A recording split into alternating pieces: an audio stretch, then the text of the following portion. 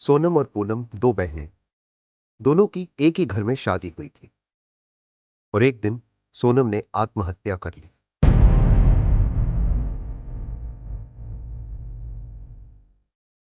सुबह 7 बजे police control room को सोनम की मौत की खबर मिली।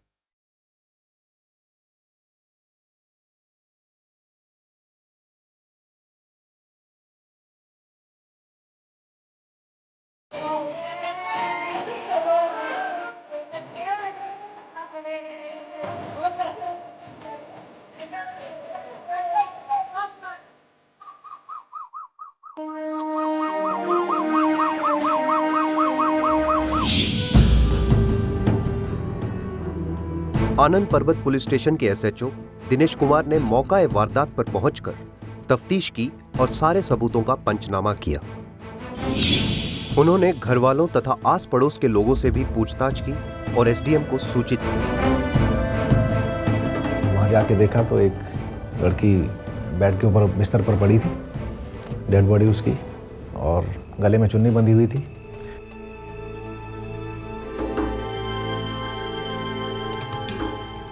सोनम की बहन पूनम, जो उसी घर में रहती थी, उसने हमें उस रात के बारे में बताया। रात को मैं काम पे से आई 7 बजे करीब, आके मैंने खाना बनाया। तब 9:30 बजे आके मैंने रोटी खाई बासी, तो मेरी सास बोली मेरे पैर दबाए। 10 बज गए होंगे पैर दबाते दबाते। फिर मैं बोली मेरे को नींद आ रही है, मैं सोऊंगी। बोली ना पहले चाय पी ले, मैंने चाय बनाई है तेरे खातर। तो मैंने चाय पी, मेरी आंखों में नींद आ गई और भी। तो उसने मेरे कमरे में सुला दिया और बाहर से कुंडी लगा दी। तो फिर सुबह मेरी आँख खुली, 8-9 बजे तक अंधेरा सा था। फिर मेरी सास बोली अब तेरी बहन को देख क्या क्या हो रहा। तो मैं ऊपर गई, ऊपर उसका पति भी था, मेरी सास भी। तो मैंने बोली हट लो, मैंने मेरी बहन को देखने दो। तो मैंने सोड़ उगाड़ के देखा, मेरी बहन मरी हुई थी।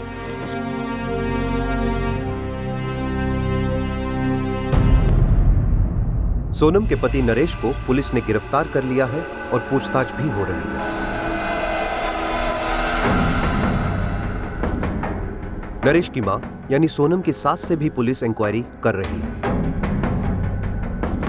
अगर 7 साल के अंदर अंदर कोई महिला सुसाइड कर लेती है तो उसमें एक प्रिजम्पशन ड्रॉ होगी कि इसके अंदर उसको मजबूर किया गया है, और वो जो प्रिजम्पशन है वो रिबट करने के लिए जो पार्टी है, जो अक्यूज्ड पार्टी है, जिस तरह के हस्बैंड है या इन लॉज हैं, उनके ऊपर इसका जो बर्डन ऑफ प्रूफ है वो उसके ऊपर जाता है। तुमने अपनी घरवाली को मार दिया? नहीं जी, फांसी लगाई थी। मैंने नहीं मारा अपनी घरवाली को। क्यों, कैसे लगाई फांसी उसने? छोटे मोटे झगड़े होते रहते थे। कभी झगड़ा नहीं हुआ, कभी भी। किस बात पे झगड़ा होता था? शराब वराब पी के आता था जी। नरेश शराब पीता है? मैंने शराब पिए हुए कभी नहीं देखा।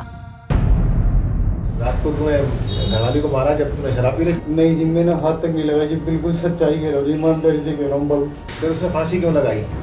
अभी कोई बात उसको चुप गई थी, इस वजह से लगा लीजिए फांसी। तुम्हारी माँ उसको ताने मारती थी कि तेरे बच्चे पैदा नहीं होते, दहेज मांगता था तू उससे?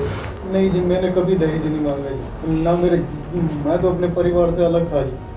तुम्हें उसके चरित्र पे भी शक था क्या? मुझे शक नहीं था, मुझे उसके ऊपर पूरा विश्वास था जी। तुमने लाश कितने बजे देखी अपनी औरत की? मैंने सुबह 7 बजे उठाना, मैंने इधर उधर हाथ मारा तो मेरे को मेरी घरवाली नहीं दिखी। तो मैंने अपने ऊपर से सो हटा के जैसे आँख खोल के देखा कि मेरे को सामने लटकती हुई दिखाई दीजिए मुझे। मेरे भाई ने और मैंने मिलकर उसको उतार दिया जी, हमसे देखा नहीं गया था। आप जब ऊपर गए उसके कमरे में तो आपने क्या देखा? मैंने देखा फांसी पर से उतार रखी थी दोनों भाइयों ने। किस चीज में फांसी लगा रखी थी? ऊपर पंखा था जी। पंखे में? हाँ जी। चुन्नी के साथ क्या रस्सी के साथ? ना, चुन्नी थी, ऐसे ओढ़ रखी थी जी। मैंने उसको नीचे से उठा रखा था। तो चुन्नी तो कटी भी नहीं कहीं से? हमने काटी नहीं थी जितनी, तो बोल दी थी हमने काट। पुलिस को क्यों नहीं इन्फॉर्म किया तुमने? मैंने किया था जी। उतारने से पहले क्यों नहीं किया? जब लटकते हुए देखा नहीं गया जी मेरे से, मैंने इसलिए उतार दिया था जी उसको। सोनम के पिता, जो रोहतक शहर में पोस्ट ऑफिस में काम करते हैं, उन्होंने साफ शब्दों में बताया कि सोनम के ससुराल वाले बार बार दहेज की मांग करते थे। दहेज की डिमांड कर लेते, कभी मोटरसाइकिल, कभी पैसे दो, हमने लड़की की शादी करनी है, ये करना है, ऐसे डिमांड करते रहते।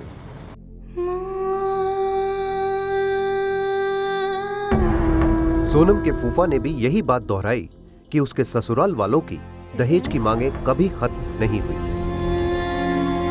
मेरे साले ने मुझे फ़ोन किया कि अभी उन्होंने 20,000 रुपये मंगवाए हैं।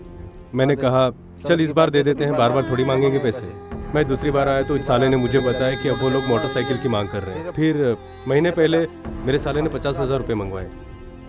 मेरे साले ने मुझे फ़ोन किया, बोला वो लोग 50,000 रुपये फिर मांग रहे हैं। ससुराल वालों ने दोनों बहनों के साथ बुरा व्यवहार किया और मार पीट पर उतर आए। पूनम इस बात की गवाही देती है। तब से शादी हुई तब से परेशान करते थे, मारते भी थे, ये सब मिल के मारते थे। वो लोग पैसे नहीं लाई अपने घर से, दहेज कम लेके आई। जी हमारी बहन को भी उसने एक बार तो नहाते हुए बाथरूम में नंगे तार गिर दिए करंट लगाने के लिए। उससे पहले मैं बढ़ गई तो मैंने हाथ लगाया, मेरे को करंट लगा। फिर मैं उसको बोली सोनम बाथरूम में मत नहाइए, इसमें करंट है, तो वह नहीं बढ़ी। तो मेरी सासू बोली इसको तो पता चल गया करंट है, तो उन्होंने हटा दिया। तो एक दिन फिर दरवाजे पे लगाया करंट, तो वो आ गई, उसके सामने उसने हाथ लगाया तो भी फड़फड़ाई, तो उसके पास मैं भी थी, फिर भी बच गए हम। 2-3 बार करंट से बचे। सोनम की मौत ने पूनम पर गहरा असर छोड़ा है। वो अब उस घर में कभी वापस नहीं जाना चाहती जहां उसकी बहन की मौत हुई। मैं जी वहाँ बिल्कुल नहीं जाना चाहती। मेरी बहन मार दी, मेरे को लगता वो मुझे भी मारेंगे। पूनम का परिवार इस फैसले में उसके साथ है। जिसने एक बेटी को मार दिया तो दूसरी को क्या छोड़ेगा, इसलिए हम उसको नहीं भेजेंगे, शादी कर देंगे, तलाक ले लेंगे उससे।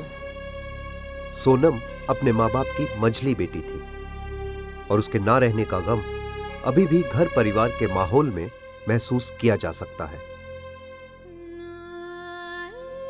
सोनम की 2 बहनें हैं और 3 छोटे भाई भी। उसके माता पिता ने उसे हमेशा सर आंखों पर बिठाया। एक चुलबुली और जीने लायक लड़की जो लाडली थी पूरे गांव की। आज सारा गांव उसके घर वालों के साथ है।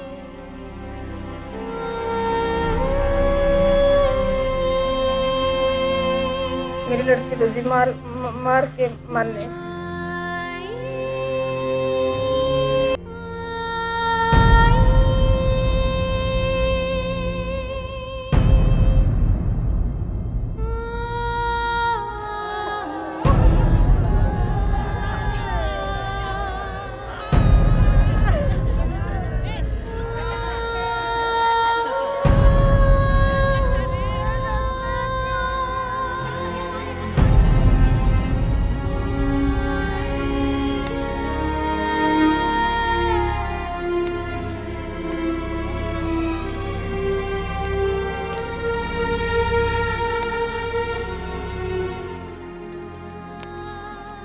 इस तरह के मामले में मैं पब्लिक के लिए ख़ास तौर पे जो महिलाएं हैं, चाहे वो शादीशुदा है या अनमैरिड है, ये कहना चाहूँगा कि दिल्ली पुलिस का एक महिला अपराध प्रकोष्ठ जो कि नानकपुरा में भी है, हर ज़िले के अंदर भी है, अगर उनको किसी भी तरह की शारीरिक या मानसिक तौर पर कोई हरासमेंट होती है तो वो अपनी शिकायत लेके इन प्रकोष्ठों में आ सकती हैं, जिसकी बड़े विस्तार पूर्वक इंक्वायरी होती है। दिल्ली लीगल सर्विस अथॉरिटी या डोमेस्टिक वायलेंस एक्ट है, उसके अंतर्गत भी वो पुलिस थाने में रिपोर्ट जो है वो दर्ज करा सकते हैं। राज्य स्तर पर भी national state commission for women है, राष्ट्रीय स्तर पर नेशनल कमीशन फॉर वुमेन है, इवन मीडिएशन सेल्स भी हैं।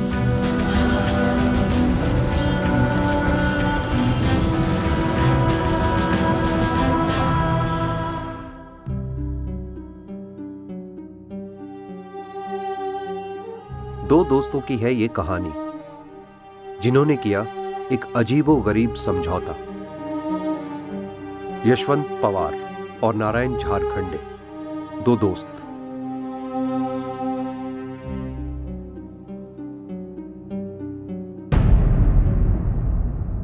सुबह 6 बजे के बाद उसने मेरे बेटे के मोबाइल से फोन किया, फिर से उसका फोन आया। उसने कहा फलां फलां जगह पर मैंने तेरे बेटे अशोक को मार डाला, जाके देख लिया।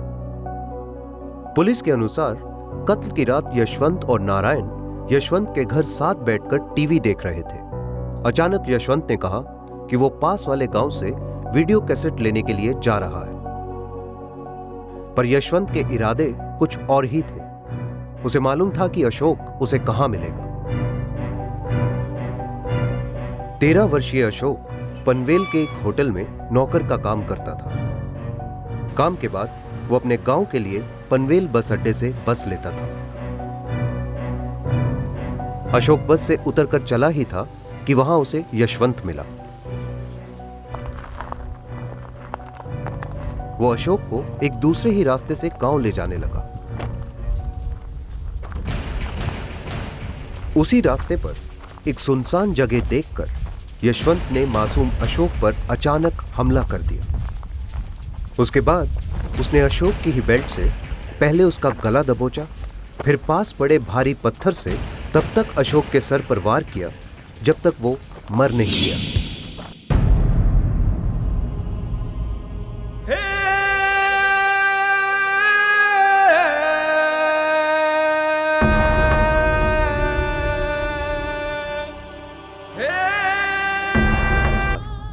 ये घिनौना गुनाह करने के बाद फरार हो गया। अशोक की मां, जो कि पनवेल से कोसों दूर जालना औरंगाबाद में रहती है, समझ नहीं पाई कि यशवंत ने क्यों उसके बेटे को इतनी बेरहमी से मार डाला।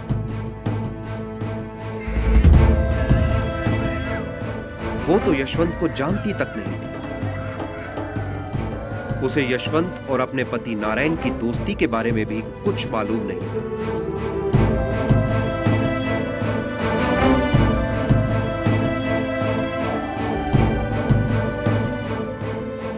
यशवंत ने अपने दोस्त नारायण के बेटे को इतनी बेरहमी से क्यों मार डाला? हमारा कोई झगड़ा नहीं था। मैं उसे रोज पैसे मांगता था और मुझे टालता था। हाँ, पैसे के लिए ही हुआ है। मैं 4 दिन से पैसे मांग रहा था। देर रात पनवेल पुलिस को फरार अपराधी यशवंत पवार के गांव लौटने की सूचना मिली। पुलिस तुरंत मुझसे कहा कि अगर तुम्हारी पत्नी का मेरे साथ शारीरिक संबंध हो तो बच्चा हो सकता है। तो मैंने उसे कहा कि मुझे थोड़ा समय सोचने के लिए दो, मैं ये फैसला अकेले नहीं ले सकता, मुझे मेरी पत्नी हीरा से पूछना पड़ेगा। दूसरे दिन हीरा ने मुझे सोचकर बताया कि केवल एक बच्चा होने तक उससे संबंध रखूंगी, उसके बाद नहीं। मैंने कहा कि मुझे कौन से 10 बच्चे चाहिए, बस एक हो जाए, लड़का हो या लड़की। रोज उसी रास्ते से आना जाना होता था हमारा। तो रास्ते में ही उसने मुझसे पूछा। मैंने कहा सोच ले। उसने कहा मंजूर है। यशवंत की पत्नी हीरा इस समझौते के लिए तैयार नहीं थी। मैं शाम को घर गया और सो गया। रात को 9-10 बजे के आसपास उसने मुझे उठाया और अपनी पत्नी के पास भेजा। मैं वहां गया, लेकिन हीरा ने मना कर दिया। लेकिन यशवंत ने उसे भी मना लिया। मैं शाम को घर गया और सो गया। रात को 9-10 बजे के आसपास उसने मुझे उठाया और अपनी पत्नी के पास भेजा। मैं वहां गया, लेकिन हीरा ने मना कर दिया। लेकिन यशवंत ने उसे भी मना लिया। उसने मुझसे कहा कि बच्चा होने तक इससे संबंध रखो। घर पे उसने समझाया, लेकिन मैंने कहा कोई उलझन नहीं चाहिए, मैं भी परिवार वाला आदमी हूँ। उसने कहा कोई बात नहीं, बस एक बच्चा होने तक। हीरा और नारायण के बीच शारीरिक संबंध 6 महीने तक चलते रहे। इसके बाद हीरा अपने गांव चली गई। आरोपी यशवंत पवार की बीवी जो हीरा प्रेग्नेंट 6 महीने में नहीं रही और इसलिए नारायण झारखंडी घर छोड़ के जा रहा था। अपने दोस्त ने किए वाला वादा वो पूरा नहीं कर रहा था, बीच में से ये वादा तोड़ के जा रहा था। जब तू मुझे बच्चा नहीं दे सकता है तो मैं तेरा भी बच्चा नहीं जिंदा रखूंगा, ये तय करके उसने अशोक झारखंडी का मर्डर किया। उसके बेटे को मारा। उसकी एक ही वजह थी कि उसने मुझे बच्चा देने का वादा किया था और अब वो हमें बीच में ही छोड़कर जाने का सोच रहा था। और मैं सोच रहा था कि अगर मैं बच्चा पैदा नहीं कर सकता तो वो मुझे बच्चा दे सकता है। हम जहाँ काम करते थे वो भी वहीं काम करता था। उसकी आदत है कि वो 4 लोगों के सामने मजाक उड़ाता था और मेरे मन में ऐसा आया कि इसने मुझसे झूठ बोलकर मेरी पत्नी के साथ संबंध बनाने के लिए बच्चे का वास्ता देकर मेरी मजबूरी का फायदा उठाकर ही मेरी पत्नी तक पहुंचा है। इसी कारण मैंने सोचा कि जैसे उसने मुझे दुख दिया, मैं भी उसे दुख दूंगा। अशोक की मां अपने पति की यशवंत से दोस्ती और समझौते से बिल्कुल बेखबर थी।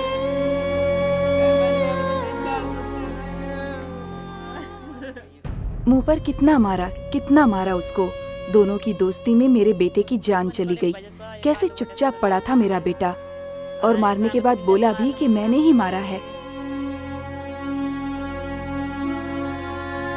अशोक का ना तो यशवंत की कश्मकश से और ना ही पिता नारायण और उनके दोस्त यशवंत में हुए उस अनुचित समझौते से कोई लेना देना था। अनजाने में इस भंवर में फंसकर वो बेवजह मारा गया। अशोक अपनी मां और बहनों को गांव छोड़कर अपने पिता के साथ पनवेल चला आया था। उसे नहीं मालूम था कि वो अपने गांव, अपनी मां और बहनों के पास फिर कभी लौट नहीं पाएगा।